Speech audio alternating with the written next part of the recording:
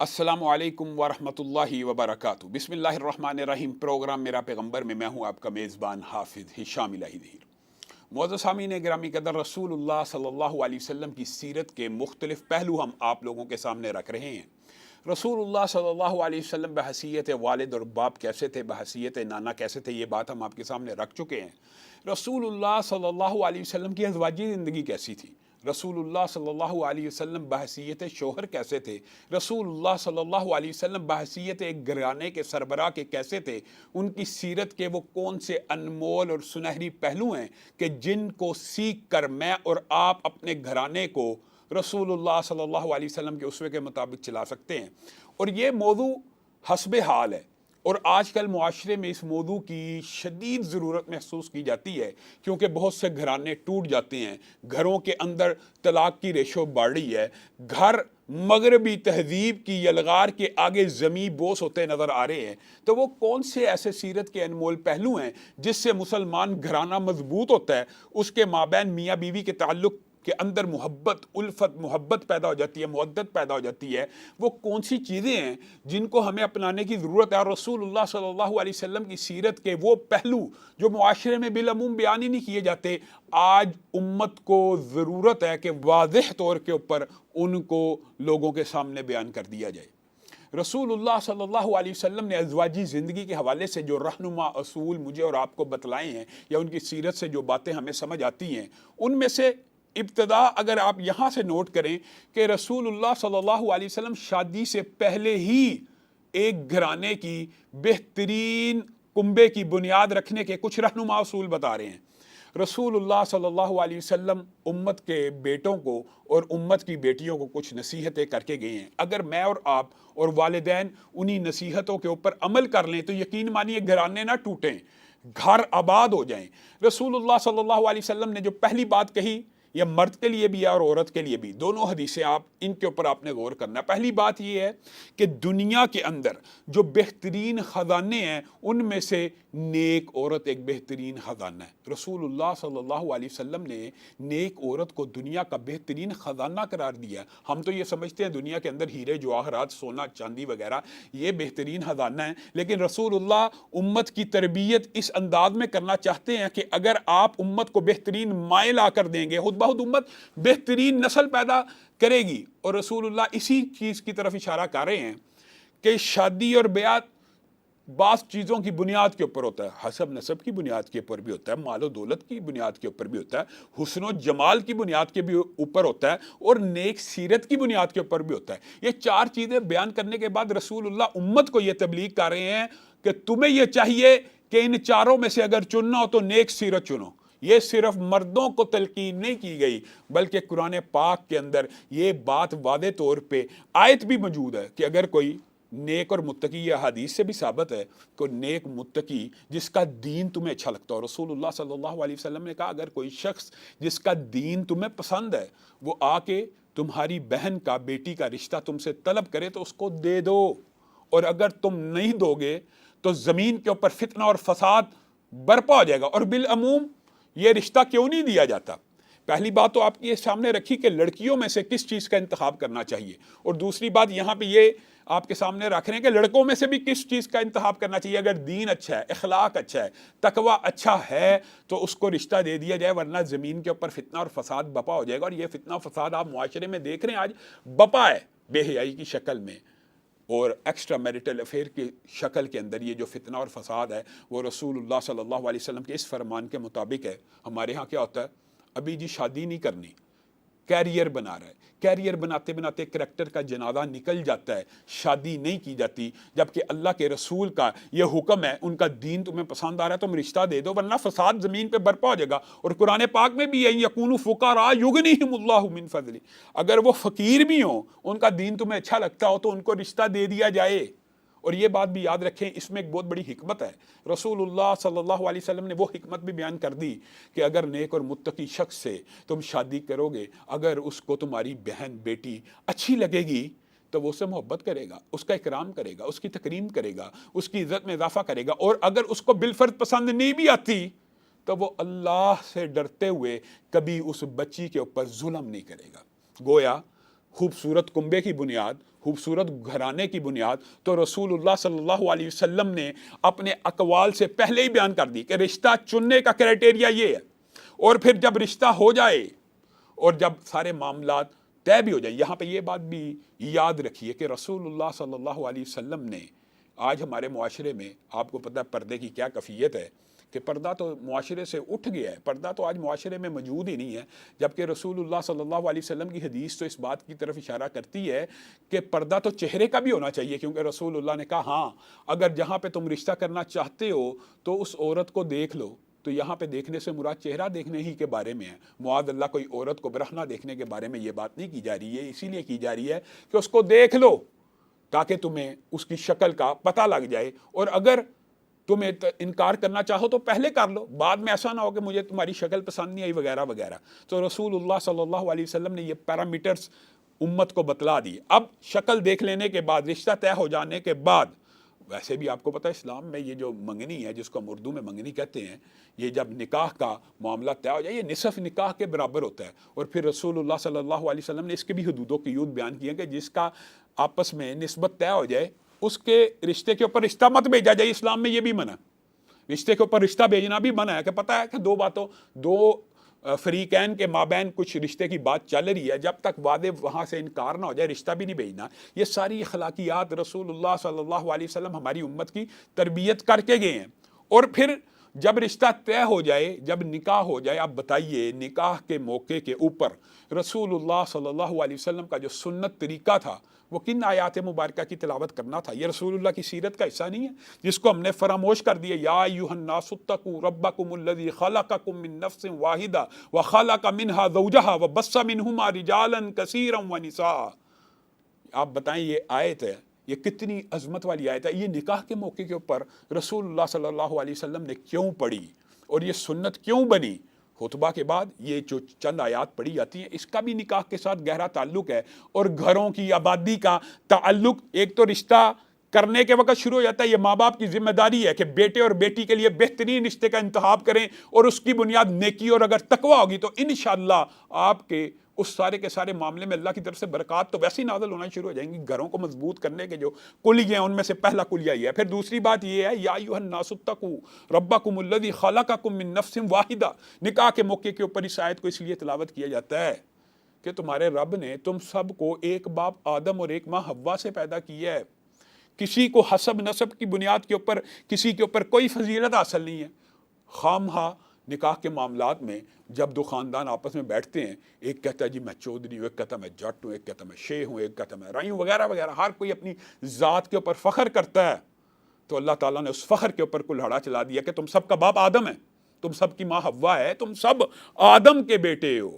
آدم ایک پیغمبر اور رسول ہے. انسان کو یہ شرف اللہ تعالیٰ نے بخشا کہ انبیاء آپ بتائیں ان کی نسل ہے، آدم کی نسل ہے ساری انسانیت.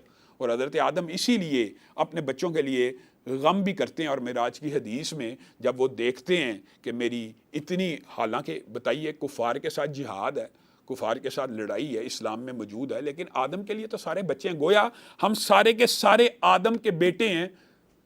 کسی کو کسی کے اوپر کوئی فضیلت حاصل نہیں حسب نسب کی بنیاد کے اوپر. ہاں ان اکرمکم عند اللہ اتقاکم، اگر کوئی متقی زیادہ ہے یقیناً اس کو فضیلت زیادہ ہے ہی ہے. جو اللہ کے ہاں عزت والا ہے ظاہر ہے دنیا میں بھی عزت و احترام کے لائق وہ ہے. تو نکاح کے موقع کے اوپر یہ آیت تلاوت کر کے بتا دیا جاتا ہے کہ نہ لڑکی کا گھرانہ افضل ہے نہ لڑکے والوں کا گھرانہ افضل ہے. تم ایک ماں باپ کے بیٹے ہو تو کوئی آپس میں فخر نہ کرے، تکبر نہ کرے، غرور نہ کرے. گویا رشتے کی ابتدا اس نصیحت سے ہو رہی ہے کہ حسب نسب کی بنیاد کے اوپر نہ لڑکی والے فخر کریں نہ لڑکے والے فخر کریں. اگر یہ فخر ختم ہو جائے گا، برابری کی بنیاد کے اوپر نکاح طے ہو جائے گا، معاملات بڑھنا شروع ہو جائیں گے، تو باہم محبت، مودت، الفت، مثالی گھرانہ تو مارد وجود میں اسی نصیحت سے آ جائے گا. معزز ناظرین گرامی قدر، یہاں پہ لیتے ہیں ایک چھوٹا سا وقفہ اور وقفے کے بعد اسی بات کو آگے بڑھیں. ویلکم بیک، پروگرام میں ایک مرتبہ پھر خوش آمدید. معزز ناظرین گرامی قدر، ہم آپ کے سامنے خطبہ نکاح کے موقع پہ پڑھنے والی آیات کے حوالے سے چند گزارشات کو رکھ رہے ہیں. پہلی آیت کے حوالے سے میں نے آپ کے سامنے چند باتوں کو رکھا، اور اسی نکاح کے خطبے کے اندر دوسرا رہنما اصول گھروں کی آبادی کے لیے بیان کیا گیا. یا ایھا الذین آمنوا اتقوا اللہ حق تقاتہ ولا تموتن الا وانتم مسلمون. ایک تو یہ ہے کہ اللہ سے ڈرو اور اگلی جو آیت ہے یا ایھا الذین آمنوا اتقوا اللہ وقولوا قولا سدیدا، آپ بتائیے یہ تینوں آیات آپ نے سنی ہیں، ان میں ایک چیز کامن آپ کو نظر آئے گی، یا ایھا الناس اتقوا، یا ایھا الذین آمنوا اتقوا اللہ، یہ کیا ہے؟ تینوں آیتوں میں کہا اللہ سے ڈر جاؤ، اللہ کا خوف اپناؤ۔ یہ شادی کے موقع کے اوپر بار بار خوف خدا کا ذکر کیوں آتا ہے؟ اس کی ایک بڑی خاص وجہ ہے، ہم نے شاید اس بات کو اگنور کیا اور سمجھا نہیں ہے، جس کی وجہ سے ابتدا ہی میں گھرانوں میں بگاڑ پیدا ہونا شروع ہو جاتا ہے۔ رسول اللہ صلی اللہ علیہ وسلم ان آیتوں کو نکاح کے موقع کے اوپر اس لیے پڑھا کرتے تھے کہ رسول اللہ صلی اللہ علیہ وسلم سے بڑا ماہر نفسیات بھی کوئی نہیں، ماہر انسانیت بھی کوئی نہیں، جو لوگوں کی نفسیات کو سمجھتا ہو۔ اور رسول اللہ صلی اللہ علیہ وسلم کو علم ہے کہ ایک موت کے موقع کے اوپر اور ایک خوشی کے موقع کے اوپر اللہ کی شدید نافرمانیاں ہوتی ہیں۔ بتائیے شادی کے موقع کے اوپر اللہ سے ڈرنے کا یہ حکم بار بار کیوں آ رہا ہے؟ نکاح کے موقع کے اوپر ان آیات کی تلاوت اس لیے کی جا رہی ہے کہ نکاح شادی بیاہ کے موقع کے اوپر بے حیائی کے، بے پردگی کے عظیم الشان مظاہرے کیے جاتے ہیں، اسراف کے عظیم الشان مظاہرے کیے جاتے ہیں، پیسوں کے ضیاع کے عظیم الشان مظاہرے کیے جاتے ہیں، فخر تکبر رعونت کا عظیم الشان مظاہرہ کیا جاتا ہے۔ تو اللہ رسول اللہ صلی اللہ علیہ وسلم کے ذریعے امت کو یہ پیغام دے رہا ہے کہ اللہ سے ڈر جاؤ۔ اگر شادی کے موقع کے اوپر بے حیائی ہوگی، غیر محرموں کا اختلاط ہوگا، بے پردگی ہوگی، تو یہ شادی کے اوپر رحمتوں کا نزول نہیں ہوگا، بے برکتی ہو جائے گی۔ اور نبی کریم صلی اللہ علیہ وسلم کی اگر اس حدیث کے اوپر آپ غور کریں، بہترین نکاح وہ ہے۔ آج ہم چاہتے ہیں ہمارا گھرانہ خوشحال ہو، کنبہ خوشحال بن جائے، ایک اچھا گھرانہ مارد وجود میں آ جائے، تو ہمیں نبی کریم صلی اللہ علیہ وسلم کی نصیحتوں کو اس طرح اگنور کرنا چاہیے۔ رسول اللہ صلی اللہ علیہ وسلم کہہ رہے ہیں واضح طور پہ، بہترین نکاح وہ ہے جس کے اندر سب سے کم تکلف ہو۔ ہمارے ہاں نکاحوں میں سب سے زیادہ تکلف ہوتا ہے، برات کا کھانا کھلایا جاتا ہے، سینکڑوں لوگوں کو بلایا جاتا ہے، شادی ہال کے کرائے دیے جاتے ہیں۔ رسول اللہ کہتے ہیں بہترین نکاح وہ ہے جس میں سب سے کم تکلف ہے، اور سب سے کم تکلف نکاح کے اوپر جس پہ ہوتا ہے اس پہ اللہ کی برکات نازل ہوتی ہیں۔ گویا شادی کے دن ہی آپ اپنے ہاتھوں سے اپنے بیٹے اور بیٹی کے ساری برکتوں کا جنازہ نکال دیتے ہیں، تکلفات کی برمار کر کے، اسراف کی برمار کر کے، غیر محرموں کا اختلاط کر کے، بے پردگی کر کے آپ خیر و برکات کو تو خود اٹھا لیتے ہیں۔ پھر اللہ رب العزت نے اس نکاح کے موقع پہ اس آیت کو بھی بیان کیا، وَقُولُوا قَوْلًا سَدِيدًا، اللہ سے ڈرنا بھی ہے اور بات سیدھی اور سچی کرنی ہے۔ نکاح کے موقع کے اوپر یہ جو آیتیں ہیں یہ خوبصورت اور مثالی گھرانے کی تعمیر کے اندر بڑی اہم ہے۔ معزز ناظرین گرامی قدر، یہ جو آیت ہے قولوا قولا سدیدہ کے بعد سیدھی اور سچی کرو، اس کا نکاح کے ساتھ کیا تعلق ہو سکتا ہے؟ بہت گہرا تعلق ہے۔ ہوتا یہ ہے بالعموم نکاح چونکہ ابھی ہو رہا ہے، ابھی نئی نئی دو فیملیز قریب آ رہی ہیں، بچی کی عمر کے حوالے سے جھوٹ بول دیا جاتا ہے۔ بالعموم کی بات کر رہا ہوں، اور بھی جھوٹ ہو سکتے ہیں، بچے کی کمائی کے بارے میں جھوٹ بول دیا جاتا ہے، لیکن ہوتا کیا ہے ایک ماہ نہیں گزرتا بچی کی عمر بھی اصل کھل جاتی ہے، بچے کی صحیح جو کمائی ہے وہ بھی کھل کے سامنے آ جاتی ہے، پھر انسان شرمندہ ہوتا ہے۔ تو رسول اللہ صلی اللہ علیہ وسلم یہ آیت اس لیے پڑھا کرتے تھے قولوا قولا سدیدا یصلح لکم اعمالکم، اگر بات سیدھی اور سچی کرو گے اللہ رب العزت کی طرف سے برکتیں نازل ہوں گے، تمہارے سارے معاملات درست ہو جائیں گے۔ ہم نے یہ سمجھ لیا شاید ہوشیاری سے، شاید چلاکی سے، شاید غلط بیانی کرنے سے ہمارے گھر مل جائیں گے اور مثالی گھرانے مارد وجود میں آ جائیں گے۔ نہیں نہیں نہیں، سچائی کی بنیاد کے اوپر، نیکی کی بنیاد کے اوپر، تقوی کی بنیاد کے اوپر، کم تکلف کی بنیاد کے اوپر مثالی گھرانہ مارد وجود میں آتا ہے۔ ہاں اب یہ سارے معاملات جب طے ہو جاتے ہیں تو نبی کریم صلی اللہ علیہ وسلم کی یہ احادیث بھی ہیں، اس حدیث میں اگرچہ ضعف موجود ہے لیکن یہ بات بڑی اہم ہے۔ رسول اللہ صلی اللہ علیہ وسلم نے کہا جس بندے کا نکاح ہو جاتا ہے اس کا نصف دین مکمل ہو جاتا ہے، نصف دین مکمل ہو جاتا ہے۔ کیوں کہا؟ اس لیے کہا کہ اس کے اوپر بیوی کی ایک عظیم الشان ذمہ داری آ جاتی ہے، اور بیوی کے اوپر مرد کی ایک عظیم الشان ذمہ داری آ جاتی ہے، اور نکاح نظروں کو نیچا کر دیتا ہے، اور نکاح محبت اور الفت اور مودت پیدا کر دیتا ہے۔ جو دو لوگ ایک دوسرے کو جانتے بھی نہیں، اللہ کے کلام کے نتیجے میں ایجاب و قبول اور اللہ کی بنائے ہوئے اصولوں اور ضابطوں کے نتیجے میں جب نکاح کرتے ہیں اللہ تعالیٰ ان کے دلوں کو ملا دیتا ہے۔ اب انہوں نے اپنے باقی دین کی حفاظت کرنی ہے۔ وہ باقی دین کیا ہے؟ بچوں کی پرورش، اچھے مثالی گھرانے کو مارد وجود میں لانا، اچھے کنبے کی تشکیل کرنا، اپنی اولادوں کی بہترین تعلیم و تربیت کا انتظام کرنا۔ لیکن رسول اللہ صلی اللہ علیہ وسلم نے یہاں پہ پھر اگلا جو مرحلہ ہے، شادی ہو گئی، نکاح ہو گیا، رسول اللہ صلی اللہ علیہ وسلم نے یہاں پہ دونوں کے حقوق کو بھی متعین کر دیا۔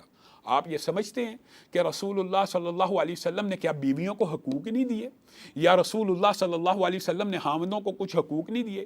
تو یہ بات یاد رکھ لیجئے، رسول اللہ صلی اللہ علیہ وسلم نے نکاح کے موقع کے اوپر بھی اپنی بیٹی کو بھی اور حضرت علی کو بھی دعا دی، اور وہ دعا بھی دینی چاہیے اور دعاؤں کے سائے میں رخصت کرنا چاہیے، لیکن اس کے بعد رسول اللہ صلی اللہ علیہ وسلم کا جو اپنا طرز عمل ہے وہ ہمیں اپنانے کی ضرورت ہے۔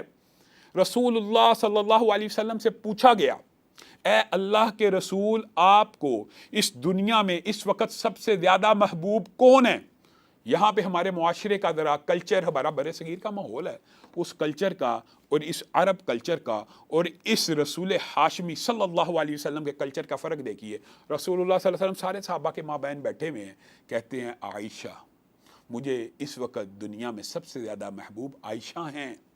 اب بتائیے، اگر کوئی مرد ہمارے معاشرے میں یہ بات اپنے دوستوں کے مابین کہہ دے کہ مجھے سب سے زیادہ محبوب میری بیوی ہے، تو شاید اس کی ہنسی اڑائی جائے، شاید اس کا مذاق بنایا جائے، لیکن رسول اللہ صلی اللہ علیہ وسلم نے اخلاق کے بھی، شرم و حیا کے بھی پیرامیٹرز طے کر دیے ہوئے ہیں۔ انسان کو شرم و حیا غیر محرم رشتوں کے حوالے سے کرنی چاہیے، محرم رشتوں کے حوالے سے محبت کا اظہار رسول اللہ صلی اللہ علیہ وسلم صحابہ کے اندر بیٹھ کے کر رہے ہیں۔ صحابہ نے پوچھا، مراد یہ نہیں تھی، مراد یہ تھی اے اللہ کے رسول، مردوں میں سے آپ کی نظر میں سب سے زیادہ محبوب کون سے ہیں؟ تو رسول اللہ صلی اللہ علیہ وسلم نے اس وقت بھی، آپ کو پتہ ہے وہ کہہ سکتے تھے، میرے سسر حضرت ابو بکر، ثانی اسنین حضرت ابو بکر، میرا یار غار ابو بکر، لیکن آپ کی اور میری امت کی اصلاح کرنے کے لیے رسول اللہ صلی اللہ علیہ وسلم نے بیویوں کے حقوق اس طرح بیان کیے اپنے عمل کے ساتھ۔ کیا کہا؟ عائشہ کے والد، پہلے کہا عائشہ اور پھر دوسری مرتبہ کہا عائشہ کے والد۔ آپ بتائیے، کیا رسول اللہ صلی اللہ علیہ وسلم کا یہ طرز عمل اگر کسی بیوی کو، زوجہ کو پتہ لگے گا تو اس کے دل میں خوشی پیدا نہیں ہوگی؟ ہمارے ہاں کیا ہوتا ہے؟ عجیب و غریب مسائل ہیں۔ ہم باہر جاتے ہیں، دوستوں کے ساتھ ہنستے ہیں، کھیلتے ہیں، ٹکے بھی کھا رہے ہیں، پارٹی بھی کھا رہے ہیں، گھر آئیں گے تو ماتھے کے اوپر بل پڑے ہوں گے، آنکھیں چڑھی ہوں گی، ایسے منہ کے اوپر بل پڑے ہوں گے غصے سے، گھر میں داخل ہوتے ہی غصہ آ جاتا ہے، باہر نکلو تو ہنسی مذاق کھیل ہر چیز چل رہا ہے، جیسے ہی گھر میں داخل ہوئے تو غصہ ناک کے اوپر رکھ لیا۔ رسول اللہ صلی اللہ علیہ وسلم کا اسوہ اس حوالے سے ہمارے لیے اور آپ کے لیے نمونہ ہے۔ امی عائشہ بیان کرتی ہیں کہ بیماری کے ایام، آپ کو پتہ ہے عورتوں کی بیماری کے ایام ہوتے ہیں جن میں انہوں نے نماز بھی نہیں پڑھنی ہوتی، رسول اللہ صلی اللہ علیہ وسلم نے یہ جو سابقہ کفار کا ذہن تھا یا اہل کتاب کا ذہن تھا کہ اگر عورت ان ایام میں ہے تو ان سے گوشہ نشینی کر لو، ان سے علیحدگی کر لو، ان سے اعتکاف کر لو، ان سے چہرہ پھیر لو، رسول اللہ صلی اللہ علیہ وسلم کے بارے میں امی عائشہ کہتی ہے ان ایام میں بھی رسول اللہ صلی اللہ علیہ وسلم ازواج مطہرات کے پاس آتے، اور جس جگہ سے میں پانی پی رہی ہوتی رسول اللہ صلی اللہ علیہ وسلم میرے تالیف قلب کے لیے اسی جگہ پہ اپنے لبوں کو رکھتے اور وہیں سے پانی پیتے۔ یہیں پر بس ہے، رسول اللہ صلی اللہ علیہ وسلم اگر میں کوئی بوٹی کھا رہی ہوتی، کوئی جس جگہ پہ میں دانت گاڑتی، رسول اللہ صلی اللہ علیہ وسلم وہ بوٹی میرے ہاتھ سے لے لیتے اور انہی جگہوں کے اوپر اپنے دانتوں کو گاڑ لیتے۔ آپ مجھے بتائیے، رسول اللہ صلی اللہ علیہ وسلم بیماری کے ایام میں عورتوں کے ساتھ اس سلوک کی، اس حسن سلوک کا مظاہرہ کیوں کر رہے ہیں؟ میں آپ کے سامنے پہلے بھی کئی مرتبہ یہ بات رکھ چکا ہوں کہ سائنس کی بعض باتیں جو سائنس اب دریافت کرتی ہے، ان کی حکمتیں اور علت اسلام پہلے بیان کر چکا ہے، اور اگرچہ اسلام میں حکم اور علت کا معلوم ہونا ضروری نہیں ہے، ہم تو احکامات کے پابند ہیں، بندہ مومن اور بندہ مسلم صرف حکم کا پابند ہوتا ہے۔ تو رسول اللہ صلی اللہ علیہ وسلم ان ایام میں ازواج مطہرات کے ساتھ جو معاملہ کر رہے ہیں وہ امت کے لیے ایک نصیحت ہے۔ کیوں؟ کہ ان ایام میں سائنس بھی کہتی ہے، اور آج یہ سائنس کہے نہ کہے، عورت کے مزاج میں چڑچڑاہٹ ہوتی ہے، عورت کے مزاج میں غصہ ہوتا ہے، تلخی آ جاتی ہے، قدرتی نیچرل ایک بات ہے۔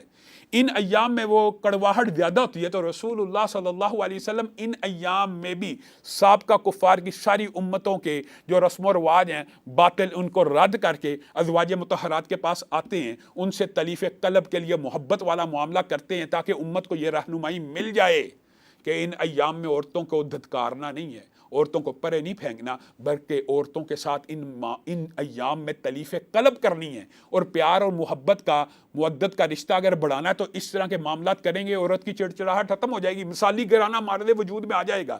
ایک مثالی گھرانہ جو ہے وہ اسی طرح مارد وجود میں آتا ہے کہ میاں اپنی بیوی سے محبت کرتا ہو اور بیوی اپنے میاں سے محبت کرتی ہو۔ معزز ناظرین گرامی قدر، یہاں پہ آج اس پروگرام کا وقت ختم ہو گیا، انشاءاللہ کل اسی بات کو آگے بڑھائیں گے۔ والسلام علیکم ورحمۃ اللہ وبرکاتہ۔